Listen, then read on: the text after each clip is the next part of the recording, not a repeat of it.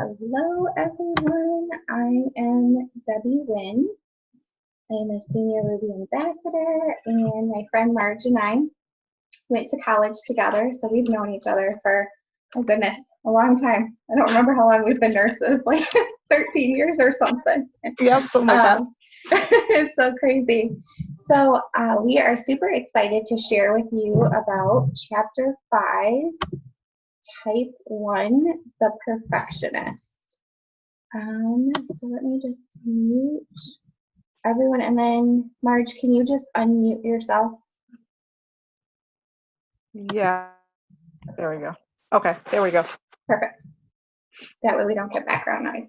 So I have not figured out 100% which number I am, because this book is really new and I think it's super fascinating and very interesting. Just because it's been really cool. So I've done a couple of tests. I'm either a 1, an 8, or a 3. There were some things about an 8 that I identified with, or some things about a 1. So I am not an expert in this, but I think it's really interesting. So just kind of an overview of type 1, the perfectionist. They often don't feel comfortable when they try to relax. They don't like when people ignore or break the rules. Like when the person in the fast lane at the grocery store has more items than allowed. Details are important to them. They often find that they compare themselves to others. Things are right or wrong. They're disappointed when people don't do their part, or they like to do their best when working on a project and they wish others would do the same, or they redo their work. So those are just a couple of highlights of one. Healthy ones, he talks about how they're committed to a life of service and integrity. And then average ones are those who are maybe more judging or comparing minds. They naturally spot errors and imperfections. And then unhealthy ones really fixate on small imperfections.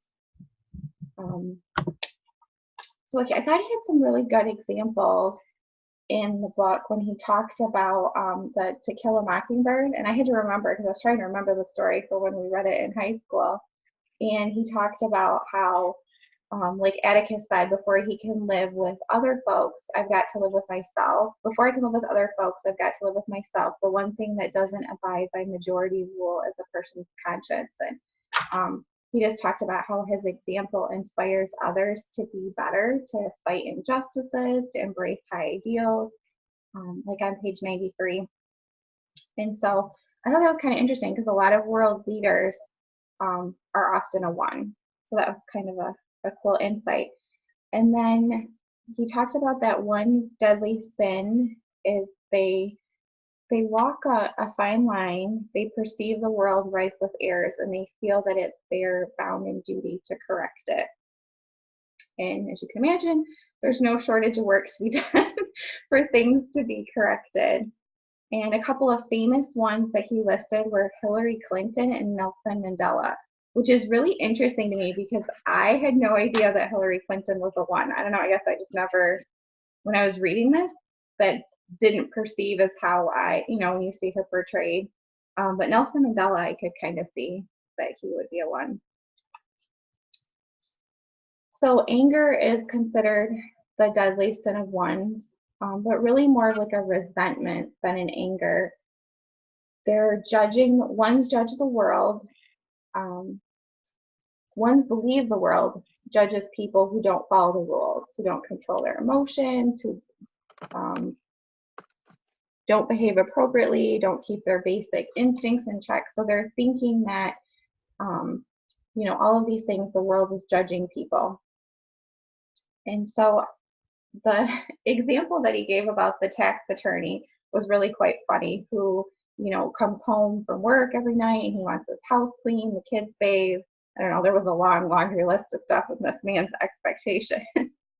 And so the day that he comes home and his wife has done all of these things, he doesn't say like, wow, this is amazing. He says the cushions are out of place on the couch. And so it's kind of laughable, because I'm sure most people would have the same reaction that his wife Anne did.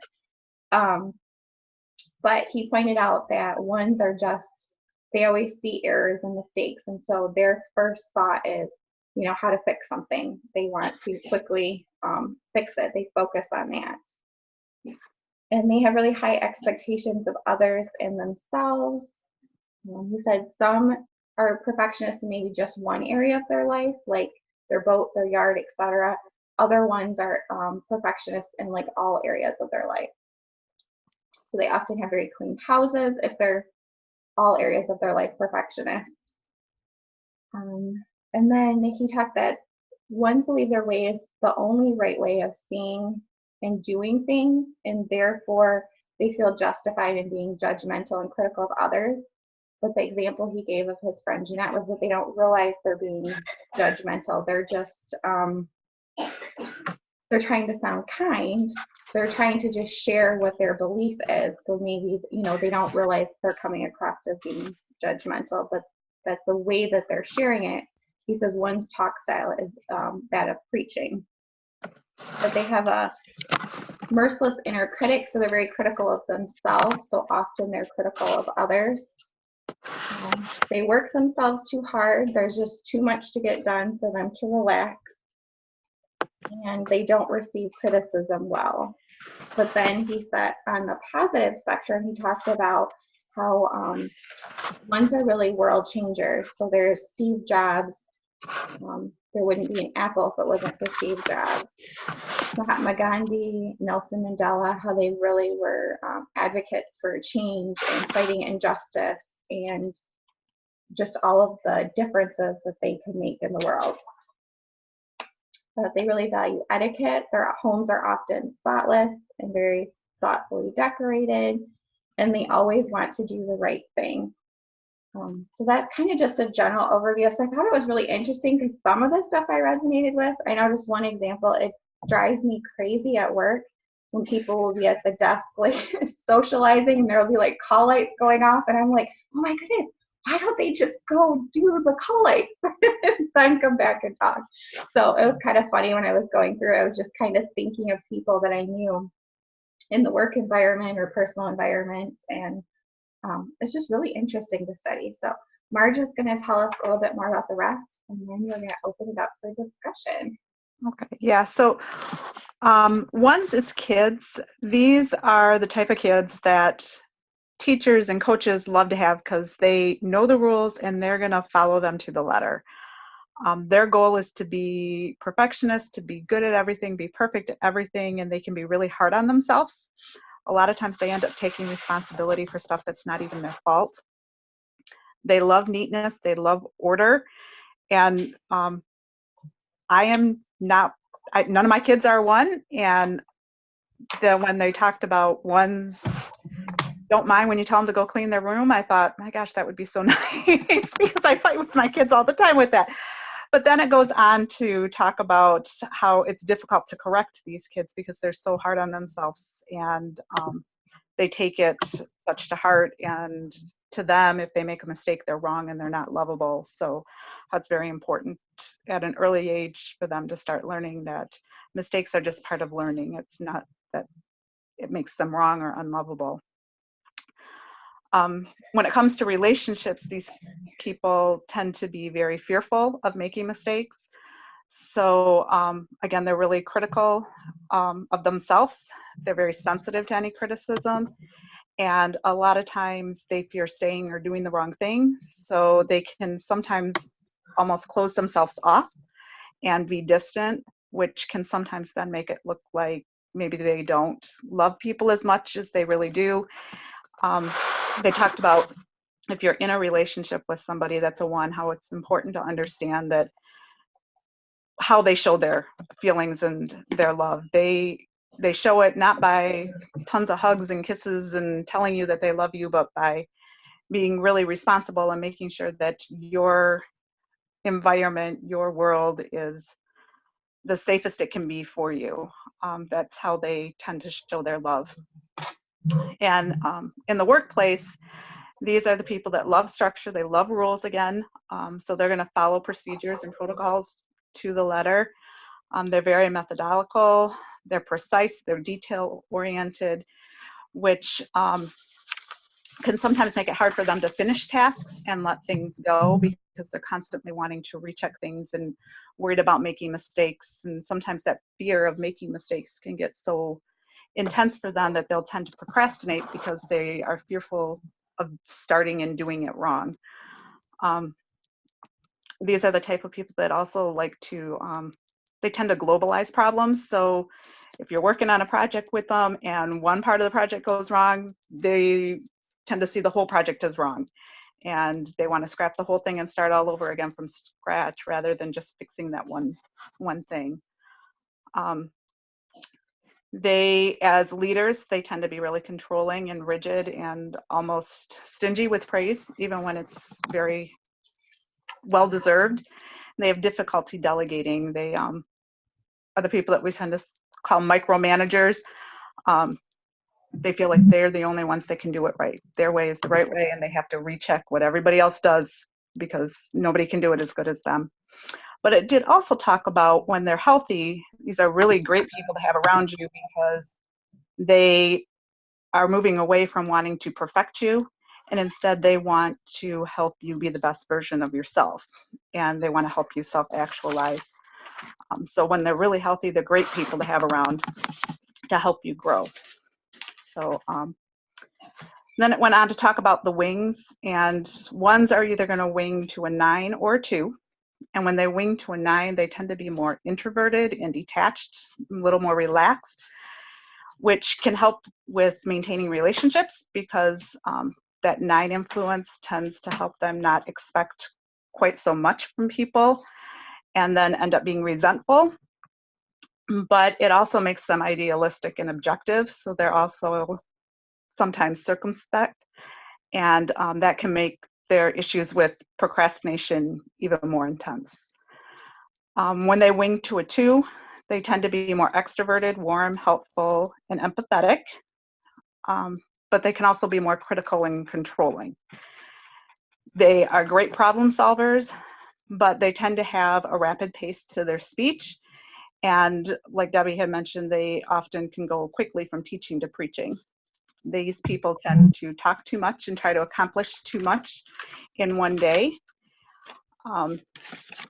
So trying to get them to slow down sometimes can be difficult. They want to take everything on and fix it all at once. When they are in periods of stress, they're going to tend to go to the 4s, which are the individualist. And during these times, their inner critic and their need for perfection kind of go into overdrive.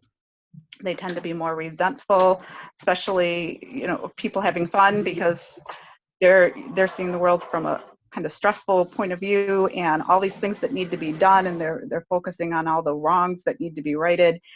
And how dare these people sit here and be happy and not work on these things. They're more sensitive to criticism, and that often they end up being more depressed because they lose their own confidence. They can feel unlovable. They can be moody and irrational. These people tend to long to be free of responsibility and obligations.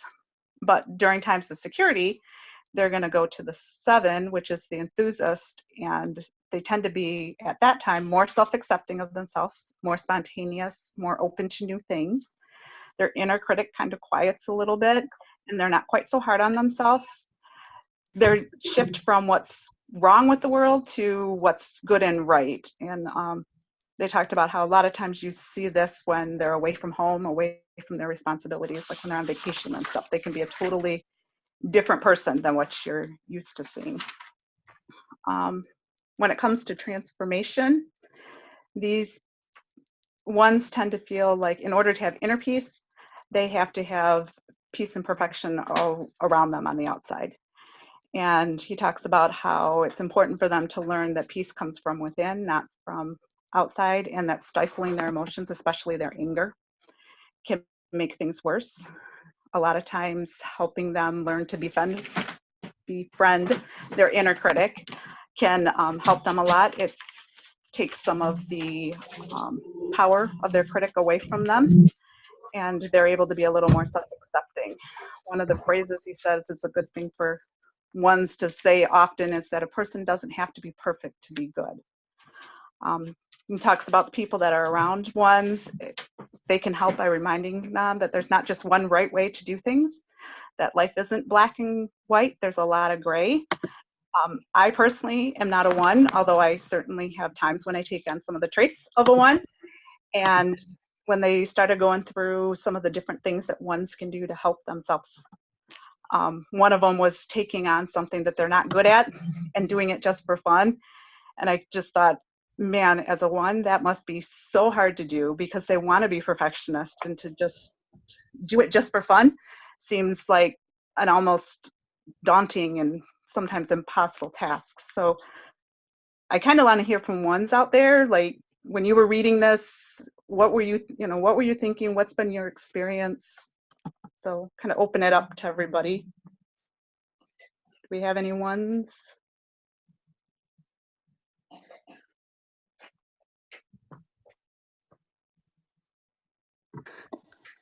Okay, so I'm definitely not a one, but I am married to a hard one. And there were so many things that I saw in this that I was like, oh my gosh, like this is almost comical. Like my husband and then like a big group from our church just got back from a mission trip this past summer to Costa Rica. And a couple of the people that went with him had been there with him on that trip before. Not that exact trip, but they go every summer. And they have coined the phrase that they see a mission trip James. And they're like, this dude is not the same dude. Like, he's in the same body, but he's not the same dude. Like, this is not our James. Like, it's the mission trip James. And when I was reading this, a one in security, like, I was like, that's it. That's mission trip James. That's where it comes from. Like, he legitimately does not have, like, he's so spontaneous. He doesn't care about what happens. And he's just kind of go with the flow. And that's not necessarily, I mean, that's never really home when he has all these responsibilities. He's not like that. But like, he does crazy things. Like, and I remember being on vacation with his family before, and him just being really silly, and him being so lovey and so like wanting to hug me and kiss on me and be like that. And I'm like, who are you? Like, why aren't you like this at home? And now it makes so much sense, because he's relaxed. He doesn't have to think about all of the things that he has to be responsible for.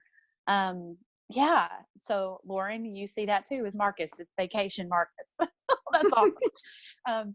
So like, it blew my mind. And then I kind of read to him one's his child, or one's his children, and he was like, yeah, that's pretty much exactly how I was as a kid. Like, exactly. And I'm raising a one, so my son is a one. And one of my friends said, I think the exact words she said is, he's going to be your comfort. Like, he's going to be that comfort to you. And I was like, dude, he really is. Cause if you know my daughter, she is a little hurricane in a bottle. Like, she's, amazing and fun and everything else. But Corey is that one. He wants to follow the rules. He wants to do what he's supposed to do. And he wants to make great grades and read all the things. And, anyway, so and also when I'm in stress, like, I'm a 7. So when I'm in stress mode, I take on the unhealthy characteristics of a 1. So I become very pessimistic, and I'm always like Debbie Downer. Like, you can tell if I'm stressed. So, yeah. So anyway, that's my experience with ones.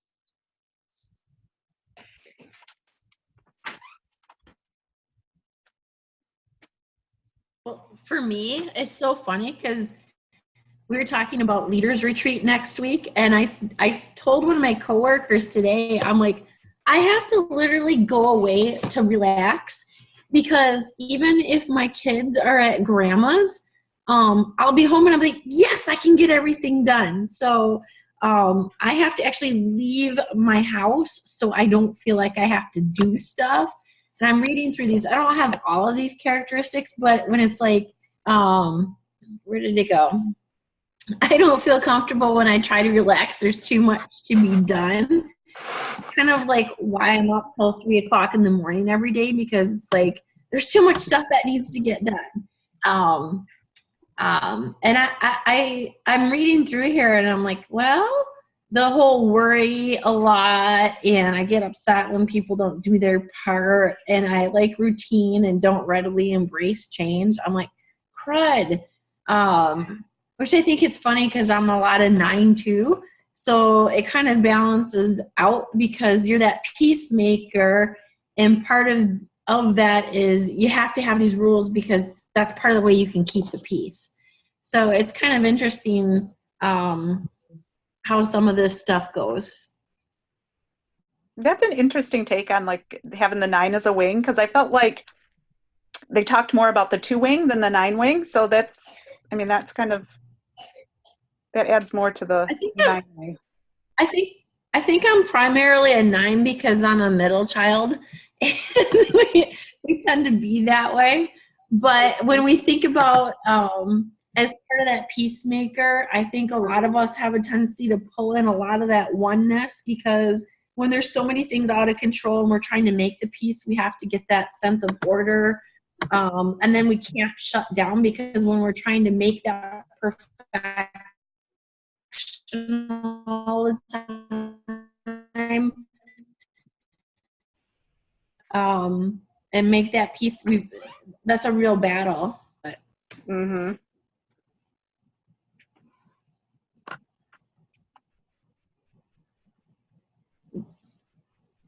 Debbie's really good on rules too. She's got a lot of 1 in her. I'm just not sure exactly what I am, but I do see some definite characteristics of the 1. Like, I do like things to be orderly and just the right way. My house used to be perfectly clean before I had a baby that never sleeps. But I'm pretty laid back, so I have to figure out, which like wing I would be, because I'm not like, even in school, I would be really like, I had to have a 4.0, but it's like I was laid back about it. Like I didn't spend forever working and stuff. So I don't know. I have to figure out still I have to get through the rest of the book to figure it out. But it is so interesting how we're all so different. And I agree with you, Taylor. I think 8s and 1s had a lot of similarities when I was looking at just when you read through it. I was actually going to ask you, did I hear you say on the call earlier that you tested as an 8-3 or like a 1? Mm-hmm. So one test I was 1-8-3 and one test I was 8-1-3. I tested the same way. And so that's why I think I'm seeing a lot of like overlap, because like 8 and a 1. So when you talk about like the childhood struggles of an 8, like I literally had those struggles as an 8, or as a child. And then, but like my way of coping with it was being a perfectionist to get the, like basically to just of my mentors, because I didn't have that at home. So I think that there's like a lot of overlap. And so that's what was most fascinating to me. Sorry, guys. Life. But I think that's what was most fascinating to me, was just like the overlap of numbers, even though it may not be exactly like a direct wing. It's still, stood out to me. Sorry, I'm going to mute myself before the baby goes wild again. Yeah, I thought that was super interesting too. Sorry, go ahead, whoever it was. Oh, you're fine. Part of it is that 8 and 1 both operate from the same triad. They're both in the anger triad, and so that's why a lot of it can look the same. I would just say take different tests from different sites, and like Fallon had pointed out in the very first week, make sure you're taking the test in a calm, not rushed, not angered or emotional state.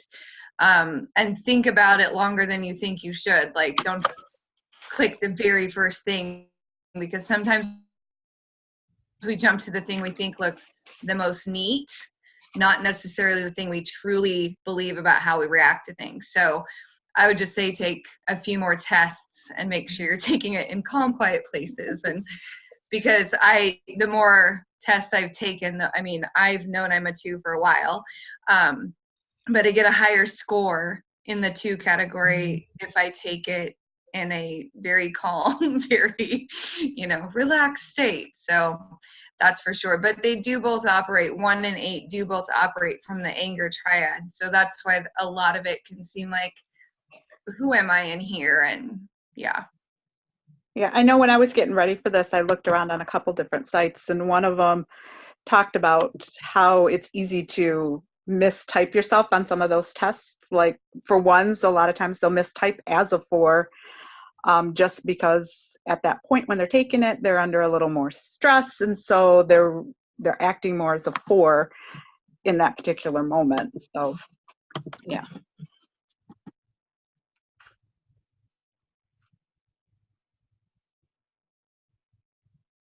Do we have anyone else that's a 1? Hey, it's Elizabeth. I'm in a kid room.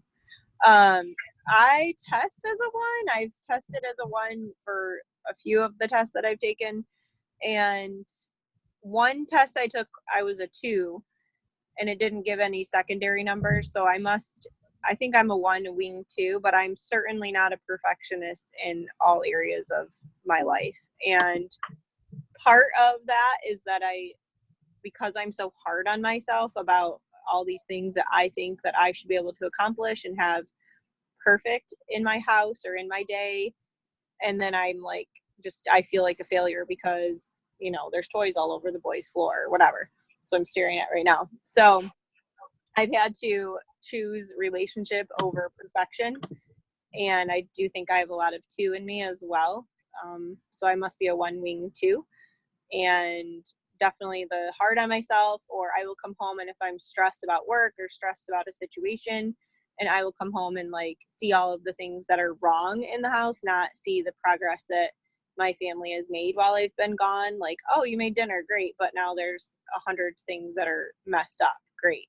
Like, it's not helpful to me in my mind. Like, I'd rather you don't make dinner if you're going to make 100 times worse mess. So I can be very critical in that way. But I definitely am mostly just hard on myself and my husband. I will take it out on him quite a bit too. So that's pretty funny because I'm like, but I'm right. I don't want to apologize and see it from your point of view because I'm right. And I know that I'm right. And so he's helped me see some of that as well, where I can take a step back and look at things from different people's perspectives too.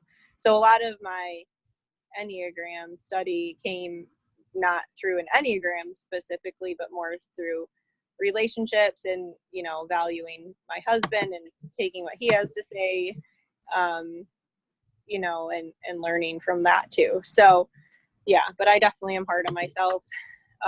Rebecca, are you still on? She was at my house yesterday.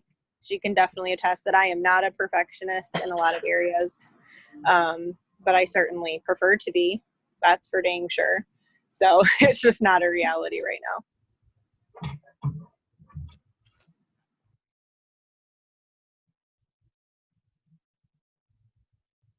Elizabeth, that's a functioning level 1 then. The fact that you can set that perfectionism aside and see the balance, the relationship is more important, totally is a healthy level 1. And I'm sure you've had to work hard at that, like you were saying, to put, the toys aside and realize it's not worth the effort of whatever, the anger that might have come from that 10, 15 years ago.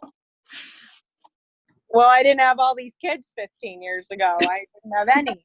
So when I could control it, when I only had a couple of kids and I wasn't working as much and I certainly wasn't doing Plexus, like I could control, I could control more. I could have everything more how I wanted it to be because I could do the work. And now with being busier and more things happening and more kids and more schedules and more activities, like I can't. Like before Plexus, I literally would go to work all my days. I would come home, I would take care of babies. My husband was in school, he was gone, he would have classes, he'd have studying to do, and I would literally come home, put kids to bed, do some dishes, go to bed, and then on my days off, I'd clean and clean and clean and clean and clean and clean and cook and cook and cook and cook and do laundry and try to get everything put back together just to go back to work and have it all come undone. And that was very difficult for me. That was very difficult. But we've worked through a lot of that too. So say hi. Hi. That's Hi. Sammy. Hi. See, perfectionist over here, 10:01, kids still up. But we were at a cross country meet until really late. I think it's definitely, especially if you are a perfectionist, like Nicole said, it's a learning thing to let go of things and find that balance.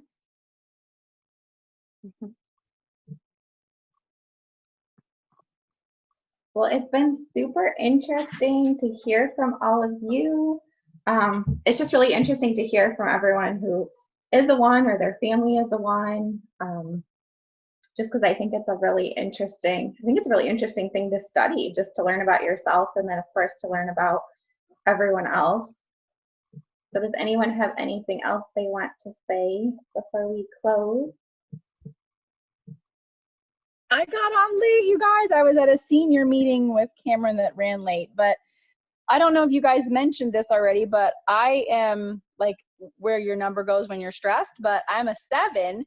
So then the number that I go to when I'm stressed is a 1. So I found that to be a little bit interesting. And it makes some sense, right? But I feel like some of the same things that Elizabeth was saying, it's like I used to be like, oh my gosh, the house needs to be cleaned, this has to be done, blah, blah, blah, blah, blah. Everything has a place, and I don't know if it's just the more kids that I've had or what, or if it's just like Nicole was saying, you're just at a healthier one then. But it's like, it really doesn't matter if the baseboards are cleaned or if the tops of the fans are clean anymore, or if the tops of the kitchen cabinets are clean. Like, you know what I mean? Like some things, they just go. And I don't know if that's just because you have more kids and you're just doing plexus and so many things or what, but I find it interesting that the stressor goes to 1 as a 7. Yeah, that is super interesting. I found that it was funny, Rochelle, because I was talking about how I'm a 7 and my stressor is a 1, but my husband is a 1. so, um, but when he is in his strength, he goes to a 7. So we literally are the inverse of each other. Like when he's happy and good, he's a 7, and when I'm sad and down, I'm a 1. So That is like, so awesome. yeah, That's but so cool. yeah, it's a little bit like do do do do do do do, because sometimes he'll look at me and he's like, "Whoa, you're Eeyore," and I'm like, "Oh, that's my 1. That's my 1 coming out. Why am I being so negative and down?" And then when he's like, now he's vacation James or mission trip James, or we're going to your parents for a weekend and we don't have to worry about stuff here, James. He's exciting and does crazy stuff, and he sevens out. So it's pretty cool. That's really cool. You guys are like the perfect balance for each other. Yeah, if we're healthy. Right. For real. So But my husband's a 1 wing 2, and I'm a 2 wing 1, and it's kind of the same thing, Kelly. We definitely have the highs and lows of each other. Yes, and there is oh shoot, you may know this, Nicole, the Enneagram, not the Enneagram coach, but the Enneagram Institute. Does that sound like familiar? Mm-hmm.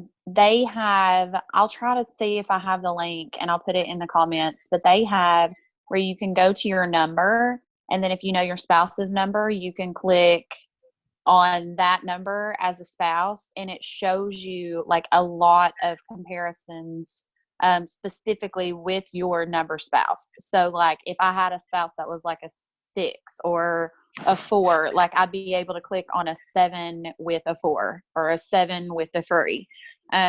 So I found it really awesome because it tells you as a couple, when you are living in your strengths, some of the things that you will notice in your relationship. And then if you guys are living in your weaknesses as a couple, some of the weaknesses, like the things that you'll notice in your relationship. So I've got it saved on my phone somewhere, but I'll put it in the comments. Yeah, I like that. I like that site. I was at it.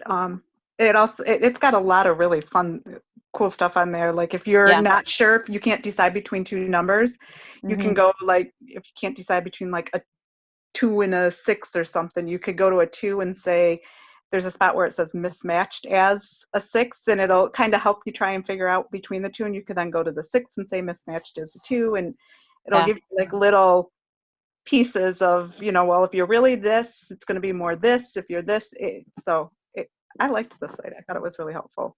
Yep. That's cool. Lawrence Miston, are you on here? I was thinking about what Callie said about Vacation James, and I'm like, oh my goodness, that sounds so much like Marcus. Is he a 1 that goes to a 7 when he's on vacation? Yeah, we were talking about that. Oh, go ahead. I was just saying that earlier because she was talking about James, and I said, yes, I call that vacation Marcus. And so that up, because he's totally a 1 too. Well, so I kind of get him confused with a 1 or a 3, but as we were like reiterating some things today, he seems more like a 1 to me, with all the little, like, the couch cushions are in the wrong spot. Like the other day, I was trying to do something fun after work for a minute because we've just been working so much. And I was like, oh, what are we going to do? And he's like, you need to sign that document right there. Like that was what we had to do. Like, okay, I'll sign the document, but then what can we do? So he's just very like business, has to get stuff done, workaholic. Taskmaster, perfectionist. Here, but then when we go on vacation, I'm like, yes, this is fun. He dances at disco and is a great time. That totally made me think of the silent disco, because he was like totally breaking it down. I would have never said he was a 1 right there, like ever. Like, not that 1s are boring at all, because they're not, but like as far as being like perfectionistic and worrying about his dance moves or whatever, like he was like, dude, he was all in it. So I would have never have known. I know. Maybe I need to get a silent disco for our house. Maybe, how about this? Maybe we can just like uncover massive amounts of money and just go on vacation all the time. That sounds wonderful. Yes. Right? Sounds like you need to hit diamond. Yeah, for real. But Marcus is at least a little bit better than me, because I can't let loose. Like, I'm gonna get you to disco one of these days. He's yelling fact over here. Oh my God. I'm gonna get you to let loose one of these days. So fun. So we just all have to go on vacations together all the time. Yes. I love it. Well, we want to be mindful of everyone's time. It was so fun that we all got to get on and share. So I hope you guys all have a great evening, and it was really awesome to hear from everyone. Thank you.